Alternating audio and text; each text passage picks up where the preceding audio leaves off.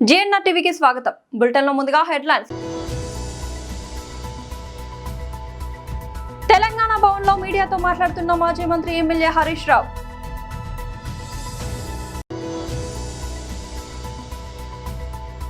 మాజీ మంత్రి గుంటూరు జిల్లా వైఎస్ఆర్సీపీ అధ్యక్షులు అంబటి రాంబాబు ప్రెస్ మీట్.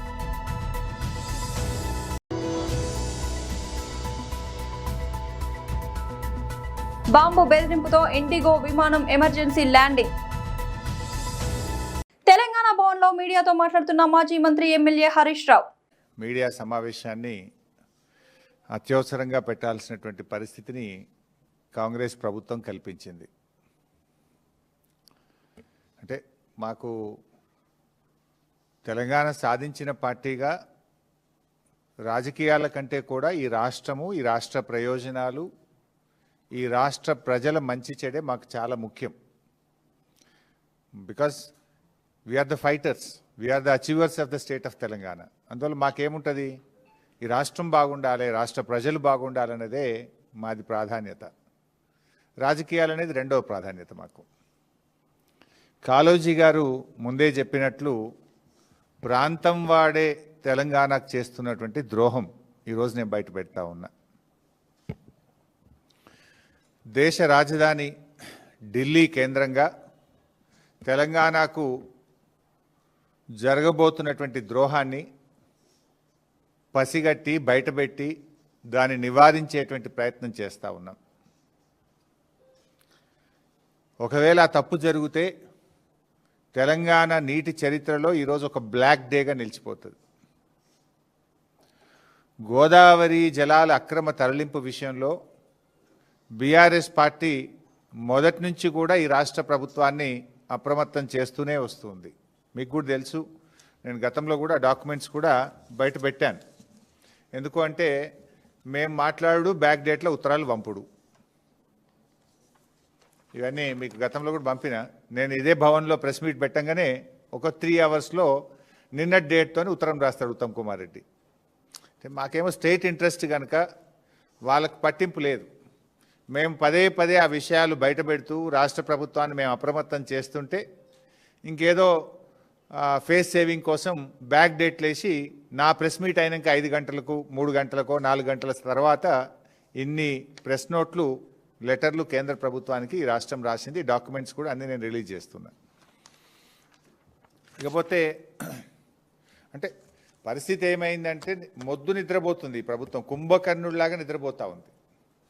ముళ్ళుగట్టబట్టి పొడిస్తే తప్ప ఈ ప్రభుత్వం నిద్రలేస్తలేదు. అది గోదావరి బనకచెర్ల ప్రాజెక్ట్ అయినా, గోదావరి నల్లమల్ల సాగర్ ప్రాజెక్ట్ అయినా జరిగేది మాత్రం గోదావరి జలాల దోపిడీ, జరిగేది మాత్రం తెలంగాణకు నష్టం. ప్రాజెక్టు పేరు మారింది తప్ప ఆంధ్రప్రదేశ్ జలదోపిడిని మాత్రం ఆపలేదు. ఈ జలద్రోహం విషయంలో కత్తి బాబు గారిది, పొడిచేది రేవంత్ రెడ్డి.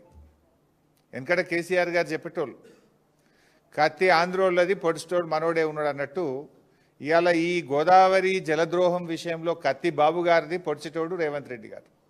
మాజీ మంత్రి గుంటూరు జిల్లా వైఎస్ఆర్సీపీ అధ్యక్షులు అంబటి రాంబాబు ప్రెస్ మీట్. ఆంధ్రప్రదేశ్ రాష్ట్ర రాజకీయ చరిత్రలో టోటల్గా ఇప్పుడు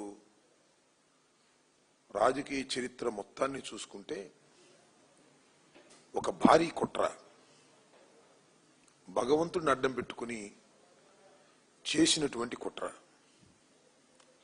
అది కూడా కలియుగ దైవంగా భావిస్తున్నటువంటి శ్రీ శ్రీ శ్రీ వెంకటేశ్వర స్వామిని అడ్డం పెట్టుకుని రాజకీయంగా లబ్ధి పొందాలని, రాజకీయంగా ప్రతిపక్షం మీద బురద జల్లాలని ప్రయత్నం చేసినటువంటి ఒక కుట్ర. అబద్ధాల పునాదుల మీద అసత్యాలన్నీ పోగు చేసి జగన్మోహన్ రెడ్డి గారి మీద, వైఎస్ఆర్ కాంగ్రెస్ పార్టీ మీద బురద జల్లాలని ప్రయత్నం చేసినటువంటి కుట్ర పటాపంచలైపోయింది. ప్రతిష్టాత్మకమైనటువంటి సంస్థలు, భారతదేశంలో కేంద్ర ప్రభుత్వం ఆధీనంలో నడుస్తున్నటువంటి ప్రతిష్టాత్మకమైన సంస్థలు ల్యాబ్ రిపోర్టు ద్వారా ఈ కుట్రలన్నీ కూడా భగ్నమైపోయాయి. నిజం బయటకు వచ్చింది. దీన్ని చూసి భరించలేక నారా చంద్రబాబు నాయుడు గారు, తెలుగుదేశం ప్రభుత్వం ఇంకా దుష్ప్రచారం చేయాలనేటువంటి ప్రయత్నం చేస్తున్నారు. తన మీడియాను అడ్డం పెట్టుకొని, తనకున్నటువంటి ప్రభుత్వాన్ని అడ్డం పెట్టుకొని, ఇంకా దీన్ని మసిపూసి మారేడికాయ చేసి ఇంకా దుష్ప్రచారం చేయాలనేటువంటి ఒక వ్యర్థ ప్రయత్నం చేస్తున్నారు. చంద్రబాబు నాయుడు గారు అధికారంలోకి వచ్చిన తర్వాత 2024 సెప్టెంబర్ 18న కూటమికి సంబంధించినటువంటి శాసనసభ్యుల సమావేశాన్ని ఏర్పాటు చేశాడు. ఆ సమావేశంలో కుట్రకు నాంది పలికాడు చంద్రబాబు నాయుడు గారు. ఆ రోజు ఏమన్నాడంటే చంద్రబాబు నాయుడు గారు, తిరుమల తిరుపతి దేవస్థానంలో లడ్డూ ప్రసాదంలో కల్తీ కలిసింది అన్నాడు. అందరూ తాగాడా? ఆగల. పంది కొవ్వు, పశువుల కొవ్వు కలిసింది, దాన్నే తయారు చేశారు, ప్రపంచంలో ఉన్న భక్తులు తినేశారు అనేటువంటి మాట మాట్లాడాడు. ఒక్కసారి దేశం ఉలిక్కిపడింది. హిందూ మతస్థులందరూ కూడా ఉలిక్కిపడ్డారు. పంది మాంసం ఏంటి, పంది కొవ్వేంటి, పశువుల కొవ్వేంటి, శ్రీ శ్రీ శ్రీ శ్రీ వెంకటేశ్వర స్వామి ప్రసాదంలో ఇవి కలిశాయని ఒక ముఖ్యమంత్రి సాక్షాత్తు చెబుతున్నాడే, ఏమిటి ఇది అని ఉలిక్కిపడ్డారు. దురదృష్టం, ఇంత ఏ రకమైనటువంటి ఆధారాలు లేకోకుండా, సమాచారం లేకోకుండా, ముఖ్యమంత్రి స్థానంలో ఉన్నటువంటి ఒక సీనియర్ మోస్ట్ పొలిటీషియన్, అనుభవజ్ఞుడని చెప్పుకోబడుతున్నటువంటి పొలిటీషియన్ అధికారంలోకి వచ్చి జూన్ 4 అధికారంలోకి వస్తే సెప్టెంబర్లో ఆరోపణ చేశాడు. జగన్మోహన్ రెడ్డి గారి మీద, వైఎస్ఆర్ కాంగ్రెస్ పార్టీ మీద బురద జల్లేయాలనేటువంటి ఉద్దేశంతో చేశాడు. ఆ రోజునే అందరూ ఖండించారు, విఘ్నైన వారు అందరూ ఖండించారు. ఆధారాలు లేకుండా ఎలా చెప్తాడు ఒక ముఖ్యమంత్రి? కువైట్ నుంచి ఢిల్లీకి బయలుదేరిన ఇండిగో విమానంలో బాంబు బెదిరింపు తీవ్ర కలకలం రేపింది. దీంతో విమానాన్ని అహ్మదాబాద్ లోని సర్దార్ వల్లభాయ్ పటేల్ అంతర్జాతీయ విమానాశ్రయంలో అత్యవసరంగా ల్యాండ్ చేశారు. విమానంలో 180 మంది ప్రయాణికులతో సహా మొత్తం 186 మంది ఉన్నారు. వారందరూ సురక్షితంగా ఉన్నారని అధికారులు తెలిపారు. విమానం గాల్లో ఉండగా ఓ టిష్యూ పేపర్ పై చేతిరాతతో ఉన్న బెదిరింపు సందేశాన్ని సిబ్బంది గుర్తించారు. విమానాన్ని హైజాక్ చేస్తామని, బాంబు ఉందని ఆ నోట్లో ఉండడంతో పైలట్ వెంటనే అప్రమత్తమయ్యారు.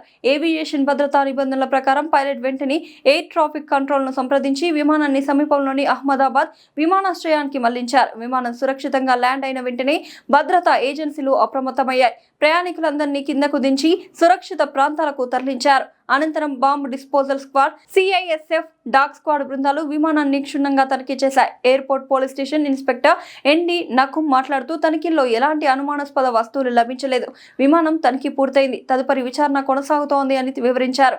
అధికారులు ఈ చేతిరాత నోట్ ఎక్కడి నుంచి వచ్చింది, విమానంలోకి ఎలా చేరిందనే కోణంలో దర్యాప్తు చేస్తున్నారు. విమానం తిరిగి ఢిల్లీకి ఎప్పుడు బయలుదేరుతుందనే దానిపై ఇంకా స్పష్టత రాలేదు. ఇటీవల అహ్మదాబాద్ లో పలుచోట్ల బాంబు బెదిరింపులు రాగా అవన్నీ వట్టివేనని తేలింది. అయినప్పటికీ ప్రతి బెదిరింపును తీవ్రంగా పరిగణిస్తున్నామని పోలీసులు తెలిపారు. 78వ మహాత్మా గాంధీ వర్ధంతి సందర్భంగా అంబర్పేటలో నిర్వహించిన కార్యక్రమంలో మాజీ రాజ్యసభ సభ్యులు హనుమంతరావు పాల్గొన్నారు. ఈ సందర్భంగా ఆయన మహాత్మా గాంధీ జీవితాన్ని, స్వాతంత్ర పోరాటంలో ఆయన పోషించిన పాత్రను గుర్తు చేశారు. హనుమంతరావు మాట్లాడుతూ, తుపాకీ లేకుండా, రక్తపాతం లేకుండా దేశానికి స్వాతంత్రం తెచ్చిన ఏకైక నాయకుడు మహాత్మా గాంధీ. అహింస మార్గాన్ని ఆయుధంగా చేసుకుని బ్రిటిష్ సామ్రాజ్యాన్ని కదిలించిన మహానుభావుడు గాంధీ అని పేర్కొన్నారు. అలాగే కులాలు, మతాలు, వర్గాల మధ్య ఉన్న గోడలను కూల్చి అన్ని జాతులకు ఏకతాటిపైకి తీసుకువచ్చిన మహాత్ముడు గాంధీ. ఆయన ఆలోచనలు నేటికి దేశానికి మార్గదర్శకమని తెలిపారు. యుద్ధం లేకుండా శాంతి మరియు సత్య మార్గంలో స్వాతంత్రం సాధించిన గాంధీ సిద్ధాంతాలను యువత అనుసరించాలని హనుమంతరావు పిలుపునిచ్చారు. ఈ కార్యక్రమంలో స్థానిక నాయకులు, గాంధీ అభిమానులు పాల్గొన్నారు. ఆయన స్టాచ్యూ పెట్టడం జరిగింది ఇదే ప్లేస్ లో. ఇవాళ ఎన్డీఏ గవర్నమెంట్ భారతదేశాన్ని ఒక తాటిపై తీసుకొచ్చి అన్ని మతాలు, అన్ని కులాలు, అన్ని ప్రాంతాలు ఉన్నటువంటి భారతదేశంలో ఒక కట్టె లేకుండా, ఒక తుపాకీ లేకుండా స్వాతంత్రం తెచ్చినటువంటి బ్రిటిష్ వారిని పంపించేసి దేశంలో ఒక తాటిపై ఇన్ని జిల్లాలు ఉన్నాయి, ఇన్ని రాష్ట్రాలు ఉన్నాయి, అందరినీ ఏకతాటిపై తెచ్చి యునైటెడ్ గా బ్రిటిష్ వారిని ఇక్కడి నుంచి పంపించిన సంగతి ప్రపంచంలోనే యుద్ధాలు చేసి ఆక్రమించుకుంటారు, కానీ ఏ యుద్ధం లేకుండా ఈ స్వాతంత్రం తెచ్చిన ఏకైక మహానుభావుడు జాతిపిత మహాత్మా గాంధీ గారు. దీనికి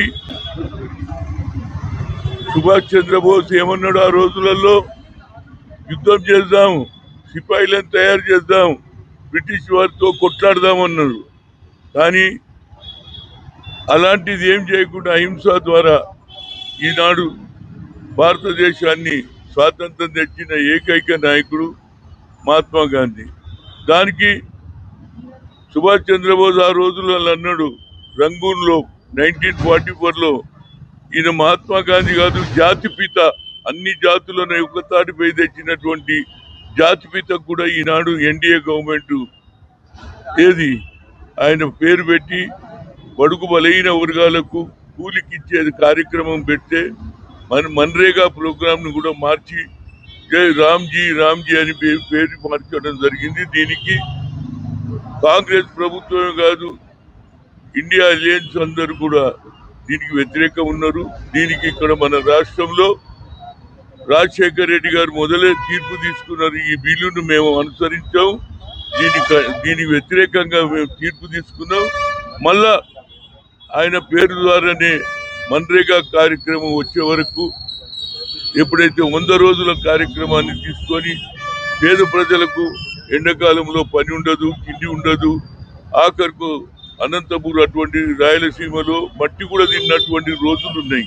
దానికి సోనియా గాంధీ గారు, మన్మోహన్ సింగ్ ఈ బిల్లు తీసుకొస్తే గాంధీ ఏం పాపం చేసిండని ఆయనను ఆ పేరు తొలగించిందనే దాని మీద ప్రతి కార్యకర్త గ్రామాలలో చెప్పాలి.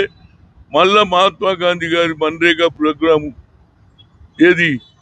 కేంద్ర ప్రభుత్వం పూర్తిగా గ్రామ సభలు పెట్టుకొని ఏ పని రోడ్డు చేయాలన్నా, చెరువు చేయాలన్నా, స్కూల్ కట్టుకోవాలని చేస్తుంటే దానికి వ్యతిరేకంగా ఇవాళ 25 రోజులు పెంచినట్టే పెంచిండ్రు. కానీ 60% కేంద్రం ఇస్తుందట, 40% మేము పెట్టుకోవాలంటే ఇది జరిగే పని కాదు. కావాలని పేద ప్రజల తిండిని కూడా ఒట్టను కొడుతున్నారు. కాబట్టి దీనికి కాంగ్రెస్ కార్యకర్తలు గ్రామాలలో చెప్పి, మహాత్మా గాంధీకి అవమానం జరిగింది, పేద ప్రజలకు అన్నం పెడుతుంటే కాంగ్రెస్ ప్రభుత్వం తీసుకున్న నిర్ణయాన్ని, మన్మోహన్ తీసుకున్న నిర్ణయాన్ని వ్యతిరేకం చేస్తున్నారు. కాబట్టి ఈ బిల్లు వెనుకకు పోయి మళ్ళా మహాత్మా గాంధీ రోజుగారు వచ్చేవారు ప్రతి ఒక్కరు కూడా పోరాడాలి. ఆలేరు మున్సిపాలిటీలోని 6వ వార్డ్ బహదూర్పేట నుండి మున్సిపల్ కార్యాలయం వరకు భారీ ర్యాలీ నిర్వహించి నామినేషన్ దాఖలు చేశారు 6వ వార్డ్ కాంగ్రెస్ పార్టీ అభ్యర్థి అంగిడి ఆంజనేయులు. ఈ సందర్భంగా ఆయన మాట్లాడుతూ గత 6 సంవత్సరాలుగా బహదూర్పేటలో అనేక సామాజిక సేవా కార్యక్రమాలు చేయడం జరిగిందని తెలిపారు. బహదూర్పేటను ఆలేరు మున్సిపాలిటీ నుంచి విడదీసి ప్రత్యేక గ్రామ పంచాయతీగా ఏర్పాటు చేస్తామని ఎమ్మెల్యే బీర్ల ఐలయ్య హామీ ఇచ్చారని, ఆ హామీ నెరవేరే వరకు నిరంతరం కృషి చేస్తానని తెలిపారు. చేయి గుర్తుకు ఓటు వేసి భారీ మెజార్టీతో తనను గెలిపించాలని ప్రజలను కోరారు. ఈ కార్యక్రమంలో కాంగ్రెస్ వార్డు అధ్యక్షులు వటిపల్లి శ్రీనివాస్, సిద్దిరాజు, కుల్ల నరసింహులు, సిద్ధులు, వటిపల్లి రాములు, లక్ష్మణ్, కర్రె సత్తయ్య, పర్షీర్ నరేష్, గజరాజు, ప్రకాష్, ఊత పవన్, ఖమ్మంపల్లి శ్రీరాములు, శివకుమార్ తదితరులు పాల్గొన్నారు. ఈరోజు 6వ వార్డు కాంగ్రెస్ పార్టీ అభ్యర్థిగా అంగిడి ఆంజనేయులను నేను నామినేషన్ దాఖలు చేస్తున్నాను. ఈరోజు నాకు మద్దతు తెలపడానికి బహదూర్పేట ప్రజానికం పెద్ద ఎత్తున 6వ వార్డు ప్రజలు వచ్చినందుకు సంతోషంగా ఉన్నది. చాలా ధన్యవాదములు. బీర్ల ఐలన్న గారికి ఆలేరులో మొట్టమొదటిగా గెలిచే సీటు 6వ వార్డు అని సగర్వంగా తెలియజేస్తాము. కాబట్టి ప్రజలందరూ పెద్ద ఎత్తున మద్దతు తెలుపుతారు. మా బహదూర్పేట ప్రజల చిరకాల వాంఛ బహదూర్పేట గ్రామ పంచాయతీ చేయడం, అది ఒకటే మాకు ఏకైక లక్ష్యం. బహదూర్పేటను 6వ వార్డును అన్ని రంగాల అభివృద్ధి చేసే బాధ్యత నాది. 12 వార్డులోకెల్లా అత్యధిక మెజార్టీ బహదూర్పేట నుండి వస్తుందని ఆశాభావం వ్యక్తం చేస్తున్నాను. అతి త్వరలో ఈ గ్రామ పంచాయతీలో 6వ వార్డులో ఇదే కౌన్సిలర్ చివరి ఎన్నిక, రేపటి జరగబోయే ఎన్నిక సర్పంచ్ ఎన్నిక. అదేవిధంగా మేము మాటిస్తున్నాము, బీర్ల ఐలన్న గారి నేతృత్వంలో ఖచ్చితంగా ఈ మున్సిపల్ ఎలక్షన్ అయిపోగానే చట్టసభలలో, అసెంబ్లీలో బిల్లు పెట్టించి బహదూర్పేటను ప్రత్యేక గ్రామ పంచాయతీ చేసే బాధ్యత మేమందరం తీసుకుంటామని తెలియజేస్తూ, నాకు మద్దతుగా తెలపడానికి వచ్చిన ప్రతి ఒక్కరికి ధన్యవాదములు. అతి త్వరలోనే మన గ్రామ పంచాయతీలో కరువు పని కూడా మొదలు కాబోతుంది.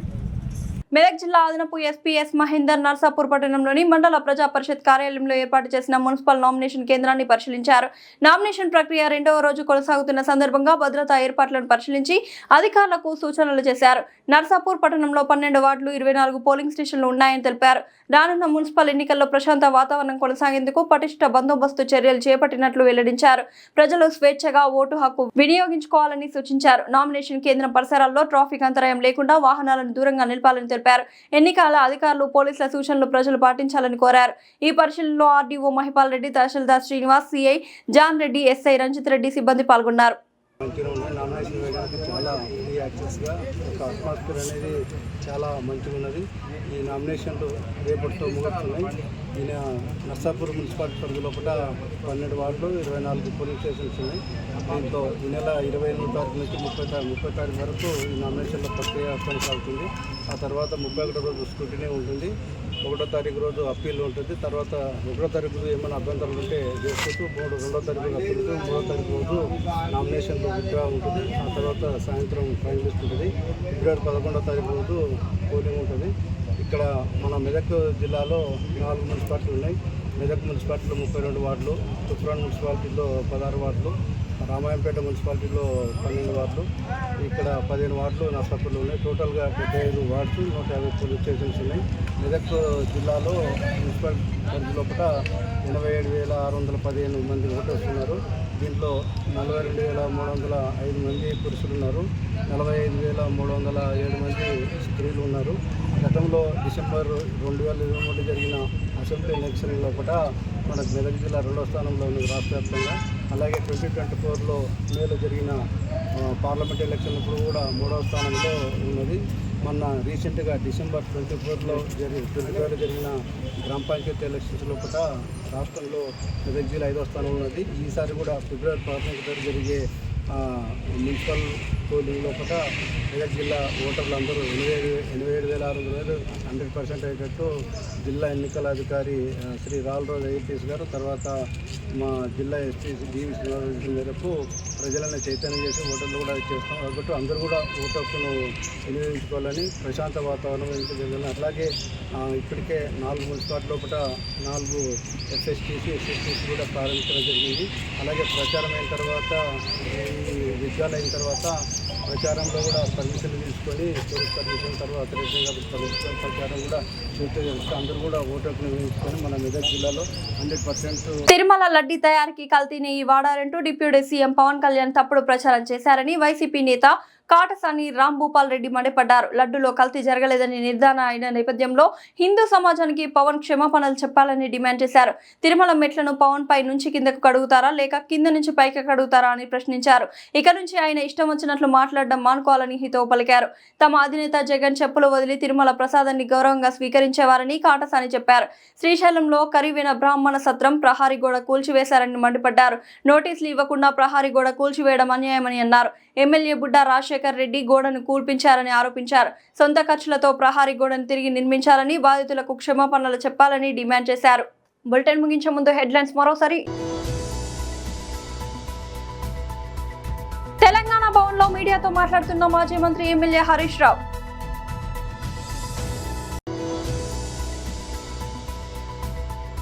మాజీ మంత్రి గుంటూరు జిల్లా వైఎస్ఆర్సీపీ అధ్యక్షులు అంబటి రాంబాబు ప్రెస్ మీట్.